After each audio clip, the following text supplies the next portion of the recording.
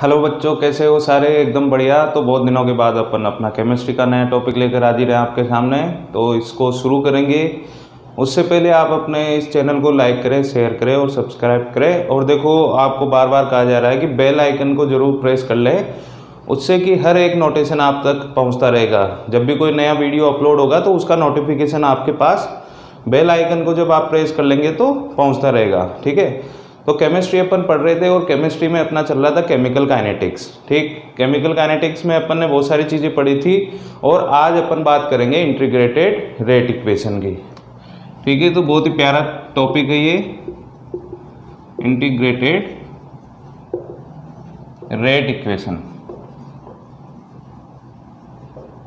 मतलब क्या है कि जो रेट इक्वेशन अभी तक अपन ने पढ़ी है उसका इंटीग्रेशन करना है तो इंटीग्रेटेड रेट इक्वेशन आ जाएगी। इससे देखो क्या पता चलता है। पहली बात तो ये कि ये जो भी अपन बात करेंगे जीरो ऑर्डर रिएक्शन के लिए और फर्स्ट ऑर्डर रिएक्शन के लिए, ठीक है, अपने सिलेबस में इतना ही है। आगे तो सेकंड ऑर्डर थर्ड ऑर्डर के लिए भी फाइंड कर सकते हैं। ठीक है, तो देखो इसमें है क्या, इसमें यह है कि इंटीग्रेटेड रेट इक्वेशन जब अपने पास में आएगी तो उससे अपन एट एनी टाइम, किसी भी टाइम पर क्या फाइंड कर सकते हैं, कॉन्सेंट्रेशन ऑफ रिएक्टेंट्स फाइंड कर सकते हैं। कॉन्सेंट्रेशन ऑफ रिएक्टेंट्स, ठीक है, रिएक्टेंट्स। और इसके अलावा अगर बात करें तो अगर मान लो कोई रिएक्शन है वो कंप्लीट हो रही है 80%, 90% या किसी भी कॉन्सेंट्रेशन पर अपन टाइम कैलकुलेट कर सकते हैं, तो we can calculate time taken for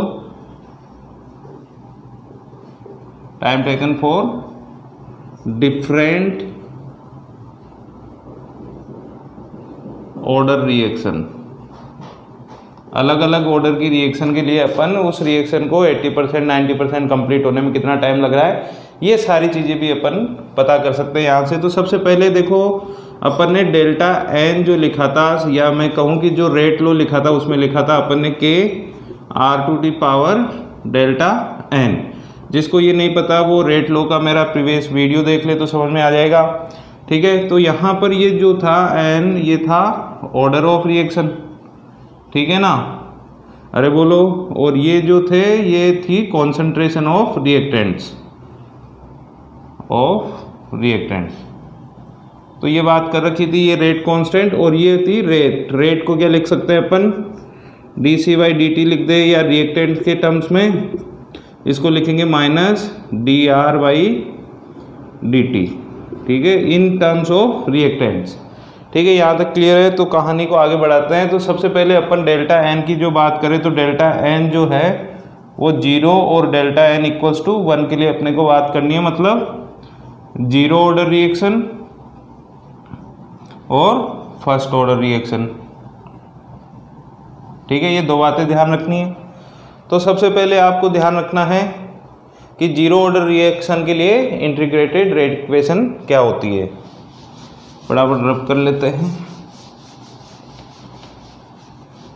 ठीक, तो देखो डेरिवेशन है छोटा सा, 4 डेल्टा एन इक्वल्स टू 0, बोले तो जीरो ऑर्डर रिएक्शन के लिए।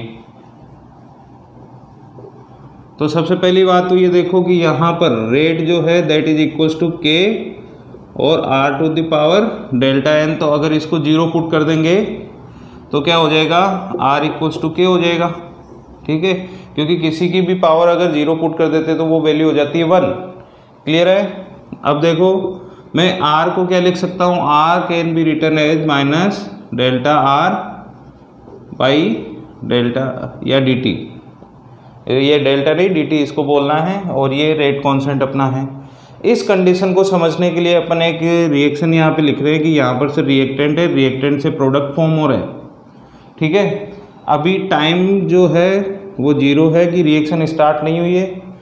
तो जो इनिशियल कॉन्सेंट्रेशन है जब रिएक्शन स्टार्ट नहीं हुई, तो रिएक्टेंट की कॉन्सेंट्रेशन जो है उसको ले लेते हैं अपन R0।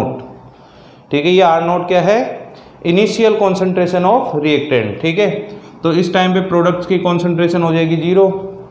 अब मान लो कि ये रिएक्शन टाइम, कुछ टाइम गुजर रहा है यहाँ पे और वो टाइम टेकन है t। ठीक है, तो उस टाइम टेकन टी में यहाँ पर अगर मैं बात करता हूँ कि कॉन्सेंट्रेशन रिएक्टेंट्स की कितनी रह जाएगी, तो आर नोट में से कुछ यहाँ से माइनस हो जाएगा, ठीक है, उसको अल्फा लिख लिया, लेकिन ये ना लिख के मैं लिख सकता हूँ इसको आर। तो ये आर क्या है, this is final concentration, R naught is initial concentration, final concentration of reactants, ठीक है। तो आपको समझना है कि यहाँ पे मैं वैल्यूज कैसे पुट कर रहा हूँ। तो सबसे पहले मैं आर को लिख रहा हूँ यहाँ पे minus D R by D T equals to K. यहाँ तक क्लियर है, लिख सकते हैं भाई इसको। अब देखो आगे, मैं टी को उधर ट्रांसफ़र करता हूँ और डी आर को यहीं पे रख लेता हूँ। तो ये D R equals to K dot D T, minus sign को भी ट्रांसफ़र कर दे तो माइनस यहाँ पे आ जाएगा। अब इसका अपने को करना है इंटीग्रेशन, इंटीग्रेशन मतलब इंटीग्रेशन, और यहाँ पे लिमिट यूज़ करनी है। देखो ये जो कॉन्सेंट्रेशन में चेंज आ रहा है वो आ रहा है आर नोट से आर तक, तो मैं यहाँ पे आर नोट लिमिट, इसको लिमिट बोलते हैं, ये मैथमेटिक्स है। और यहाँ पे फाइनल लिमिट जो रखेंगे अपन वो रखेंगे आर, ठीक। ऐसे टाइम की लिमिट, जब आर नोट था तो टाइम क्या था 0, और जब टाइम फाइनल की बात करें तो वो हो जाएगा टी। ये ध्यान रखना है कि ये अलग अलग बुक्स में अलग अलग तरीके से देखना है। सबसे बेस्ट और इजी वे जो है इस डेरिवेशन का, वो जो मैं आपको यहाँ पे करवा रहा हूँ वो है, तो घबराना नहीं है, बने रहना है, ठीक है, और झंडे गाड़ देने हैं। तो यहाँ पे इसका इंटीग्रेशन करते हैं। तो देखो dx का इंटीग्रेशन होता है x, ठीक है, dx का इंटीग्रेशन होता है x। तो यहाँ से dr का क्या हो जाएगा, dr का क्या हो जाएगा r, तो ये r हो जाएगा, और यहाँ पे लिमिट जो रखते हैं वो पावर में, और यहाँ पे इस तरीके से लिखते हैं।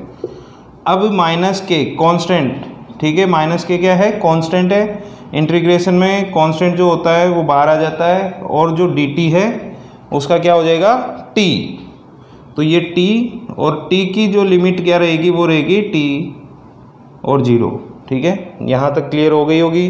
तो अब देखो इसको मैं साइड में लिख लेता हूँ थोड़ा सा, बहुत इजी है, डायरेक्ट समझ में आने वाली चीज़ है। डेरिवेशन भी इसका बोर्ड के लिए इम्पोर्टेंट है, स्टेप्स इसके इम्पोर्टेंट है, ठीक है।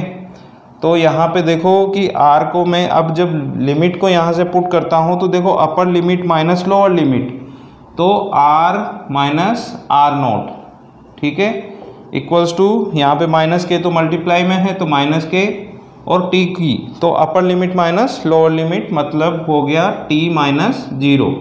क्लियर है यहाँ तक? तो ये हो गया। अब देखो आर नोट माइनस आर को, तो आर नोट माइनस आर रहने देते हैं, या माइनस साइन को इधर ले आए, अगर माइनस साइन को इधर ट्रांसफ़र कर लें तो यहाँ पे माइनस आ जाएगा, और इधर क्या हो जाएगा के टी, ठीक है। ये टी क्या है, ये टाइम टेकन है, ये के रेट कांस्टेंट है, और यहाँ पे आर जो है वो फाइनल कॉन्सेंट्रेशन और R naught initial concentration. Bracket open करेंगे तो ये हो जाएगा, सर यहाँ पे प्लस है वो माइनस हो जाएगा, और माइनस क्या हो जाएगा, प्लस हो जाएगा, मतलब R naught minus R equals to K T. Clear? यहाँ से अगर मुझे टाइम टेकन फाइंड करना है तो मैं लिख सकता हूँ R naught minus R upon K. देखो घूर घूर के देखो इस फॉर्मूले को, ये टाइम टेकन का फॉर्मूला आ गया for the zero order reaction, और इम्पोर्टेंट फॉर्मूला है, ध्यान रखना है। Rate constant, R naught initial concentration, R है फाइनल कॉन्सेंट्रेशन, और ये जो है टाइम टेकन, ठीक है, टाइम टेकन। अब देखो ये तो हो गया अपना जीरो ऑर्डर रिएक्शन के लिए। इसी में एक कंडीशन बनती है कि हाफ लाइफ टाइम क्या होता है फॉर जीरो ऑर्डर रिएक्शन। तो half life time for zero order reaction, ध्यान देना जीरो ऑर्डर रिएक्शन के लिए। तो सबसे पहले मैं आपको यहीं पे एक चीज़ बता देता हूँ कि हाफ लाइफ टाइम जो होता है वो क्या होता है। तो देखो समझना बात को, अगर मैंने एक बकेट लिया फुल भर के वाटर का, ठीक है, एक बकेट है और ये फुल भरा हुआ है अभी, तो देखो इसको मैंने खाली करना यहाँ से स्टार्ट किया, तो ये जब 50% खाली हो जाए, मतलब कि 50% रिमेनिंग रहेगा, तो ये 50% का मतलब यहाँ तक आ जाएगा। तो 50% खाली होने में या 50% तक इसको पहुँचने में जो टाइम लग रहा है, ठीक है, 50% कॉन्सेंट्रेशन होने में जो टाइम लग रहा है that is half life time. मतलब कि कॉन्सेंट्रेशन हाफ होने में जितना टाइम लगता है that is half life time. ठीक, कोई भी रिएक्टेंट है, उस रिएक्टेंट की कॉन्सेंट्रेशन कितनी हो जाती है, हाफ हो जाती है। तो हाफ कॉन्सेंट्रेशन होने में जितना भी टाइम लगता है that is half life time. तो हाफ लाइफ टाइम का मतलब हो गया, इसको हाफ लाइफ टाइम को मैं लिखूंगा टी सफिक्स में हाफ। तो टी हाफ का मतलब हाफ लाइफ टाइम। तो आप समझना कंडीशन को कि सर रिएक्टेंट है, रिएक्टेंट से प्रोडक्ट्स फॉर्म हो रहे हैं, तो रिएक्शन जो स्टार्ट होती है वो 0 से स्टार्ट होती है, R0 हो जाएगा। ये तो जो भी है प्रोडक्ट से, तो यहाँ पे कोई रोल ही नहीं है अपना। जब टाइम t हो गया और मान लो उस टाइम t पर क्या हो जाए, कॉन्सेंट्रेशन इनिशियल जो R0 है वो हो जाए R0/2। तो ये क्या हो जाएगी, फाइनल कॉन्सेंट्रेशन कितनी हो जाएगी, R0/2। उसी को ये टाइम टेकन अभी तक बोल रहे थे, लेकिन ये कॉन्सेंट्रेशन, फाइनल कॉन्सेंट्रेशन जो है वो इनिशियल का हाफ है। तो इस टाइम को मैं क्या बोल दूंगा, इसी को मैं बोलूँगा t हाफ। ये क्या है अपना हाफ लाइफ टाइम।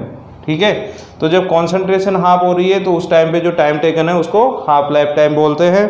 क्लियर हो गया होगा, ठीक है। तो आगे बढ़ते हैं, अब इसको यूज करते हैं। तो if R equals to R0/2 that means T equals to T half. Clear है। तो हाफ लाइफ टाइम के लिए मैं अगर T हाफ पुट करता हूँ सेम इसी फॉर्मूले में, इस फॉर्मूले में, ठीक है, तो ये फॉर्मूला चेंज हो जाएगा, यहाँ पे आ जाएगा अपना T half that is equals to R0 minus R की वैल्यू क्या पुट करेंगे, R की वैल्यू पुट करेंगे अपन R0/2 अपॉन में K। क्लियर है बेटा। अब ये हो जाएगा, इसको माइनस कर लो, R0 माइनस R0/2 हो जाएगा, तो ये बच जाएगा अपने पास R0/2K और ये आ गया अपना T हाफ। तो देखो ये बहुत ही important, very very important formula. इस पे आपके नीट, IIT और सब पे क्वेश्चन बनते हैं, ठीक है। और ये क्वेश्चन जो है अपन लाइव क्लास में डिस्कस करते हैं, तो घबराने वाली कोई बात नहीं है। ये आ गया अपना हाफ लाइफ टाइम का formula for zero order reaction. दोनों फॉर्मूले बहुत ज़्यादा इंपॉर्टेंट है, ध्यान रखना है, डेरिवेशन ध्यान रखना है। नीट और IIT वालों को, बच्चों को नहीं ध्यान रखना, बोर्ड वाले बच्चों को ध्यान रखना है। तो इसके बाद में जब मैं बात करता हूँ कि सर यहाँ पर जो T हाफ है वो सिर्फ इनिशियल कॉन्सेंट्रेशन पे आ रहा है, यहाँ पे फाइनल कॉन्सेंट्रेशन से कोई मतलब नहीं है यहाँ पे। तो T half zero order reaction के लिए जो है वो इनिशियल कॉन्सेंट्रेशन पे डिपेंड करता है, ठीक है। T हाफ किस चीज़ पे डिपेंड कर रहा है, इनिशियल कॉन्सेंट्रेशन पे, क्योंकि R0 आया है यहाँ पे, तो ये T हाफ का फॉर्मूला आ जाएगा अपना, ठीक है। और K की वैल्यू जो है क्वेश्चन में गिवन होगी, नहीं तो उसके भी जब क्वेश्चन करेंगे तो वैरायटी आपको पता चल जाएगी। तो ये बात अपन ने करी है जीरो ऑर्डर रिएक्शन के लिए इंटीग्रेटेड रेट इक्वेशन की, उससे फॉर्मूला अपना ये आया। और यहाँ पर हाफ लाइफ टाइम का मतलब मैंने आपको बताया, और हाफ लाइफ टाइम क्या होता है उसका फॉर्मूला ये आ गया, ठीक है। जरा इस पे एक क्वेश्चन देखते हैं, ठीक है। बहुत इजी क्वेश्चन है, कोई टेंशन वाली बात नहीं है। तो देखो, कोई रिएक्टेंट आपको गिवन है, उसकी कॉन्सेंट्रेशन गिवन है, और रिएक्शन जो है वो जीरो ऑर्डर रिएक्शन है, ठीक है। तो क्वेश्चन अपन देख रहे हैं, डेल्टा N इक्वल्स टू क्या है, 0 है, और इसमें रिएक्टेंट्स की कॉन्सेंट्रेशन 0.5 मोल पर लीटर गिवन थी आपको, ठीक है। T हाफ या बात करें कि इनिशियल कॉन्सेंट्रेशन ये है, तो R0 इसको ले लेंगे। तो मुझे बताओ कि ये जो है 50%, समझना बात को, 50% कंप्लीशन में इसको कितना टाइम लगेगा, 50% कंप्लीट होने में इस रिएक्शन को कितना टाइम लगेगा। तो देखना, and for this reaction K is equals to, ध्यान देना, जो भी है X दे रखा है। फिलहाल मैंने आपको वैरायटी बतानी है, ये गिवन है आपको, और ये T आपको फाइंड करना है। तो देखो 50% कंप्लीशन का मतलब क्या हो गया, T हाफ हो गया। तो T हाफ मैं डायरेक्टली लिख लेता हूँ, और यहाँ पे R0/2K। अब देखो R0 की वैल्यू आपके पास में है 0.5 अपॉन में 2 इंटू X, ठीक है, 5/10, क्लियर है। और ये X, तो 1/2X यहाँ से आंसर आ जाएगा। ठीक है, तो बहुत इजी क्वेश्चन इसके बनते हैं। फ्री के मार्क्स वाला चैप्टर है, इजी चैप्टर है, क्वेश्चंस की प्रैक्टिस करें। ठीक है, ओके, थैंक यू।